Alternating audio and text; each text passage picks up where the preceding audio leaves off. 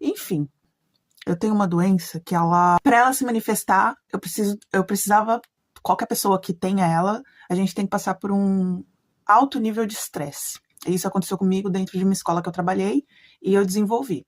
E o nome dessa doença é bipolaridade. Sim, bipolaridade existe, tem muita gente que não sabe. Eu mesmo não conhecia quais eram os sintomas, o que acontecia de fato. Eu achava, como a maioria das pessoas, que bipolaridade é você mudar de humor toda hora. E quando eu falo que eu sou bipolar, as pessoas acham que realmente que eu tô falando que eu mudo de humor toda hora. Inclusive, agora eu tô pensando, analisando, que nem seja minha doença, essa minha crise existencial, eu acho que pode ser até PM, tá? Eu acho, porque tá quase na época de eu tomar minha injeção, inclusive mulheres tomem um contraceptivo, ou via oral, ou via injeção, ou via, sei lá, chip, qualquer coisa. Não tenham filhos, não sejam mães de homens que têm o sonho de ser pai.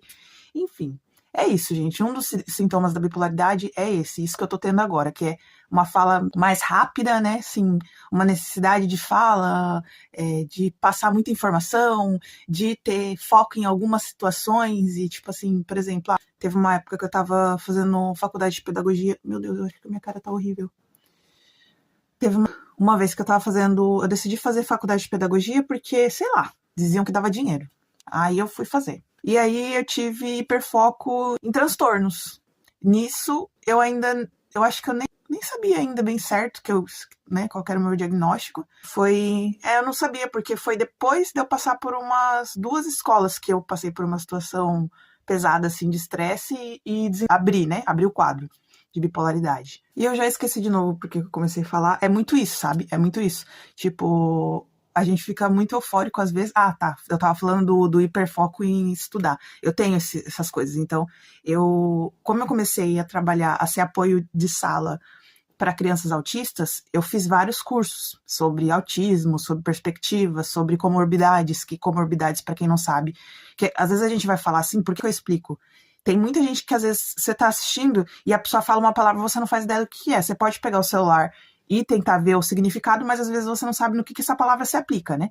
Então, a comorbidade é uma doença associada a uma doença. Por exemplo, o autismo, ele pode ter como comorbidade o TDAH, o TOD, então ele pode ter pode ser diagnosticado com aquele antigo Asperger, que antigamente era uma coisa separada do autismo, hoje em dia já não é mais. Então, foi tudo coisa que eu aprendi nos cursos que eu fiz. E aí a gente fica assim, elétrica, sabe? Só que, tipo, a gente tem que controlar, a gente tem que aprender a entender o que é cada coisa. Então, quando a gente começa